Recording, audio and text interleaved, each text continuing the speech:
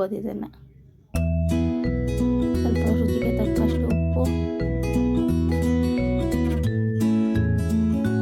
ಎಲ್ಲ ಸ್ವಲ್ಪ ಅದಕ್ಕೆ ತರಕಾರಿಗೆಲ್ಲ ಸ್ವಲ್ಪ ಉಪ್ಪು ಹಿಡಿಯೋ ಥರ ಎಲ್ಲ ಫ್ರೈ ಮಾಡ್ಕೊಳ್ಳಿ.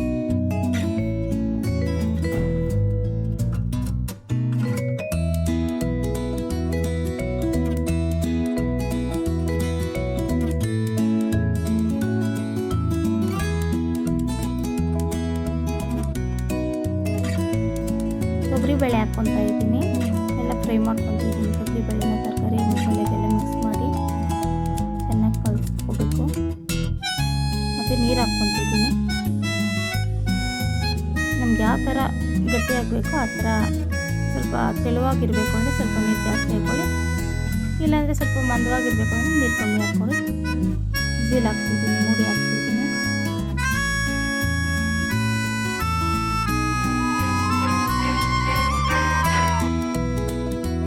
ಆಗಿದೆ, ಈಗ ನೋಡಿ ಆಗಿದೆ.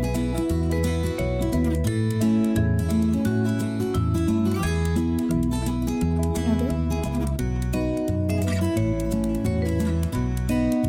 ಒಗ್ಗರಣೆಗೆ ಹಾಕ್ತಿದ್ದೀನಿ ಈಗ.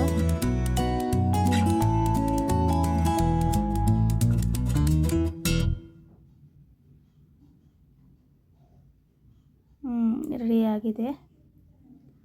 ಬೇಳೆ ಸಾಂಬಾರು ರೆಡಿ.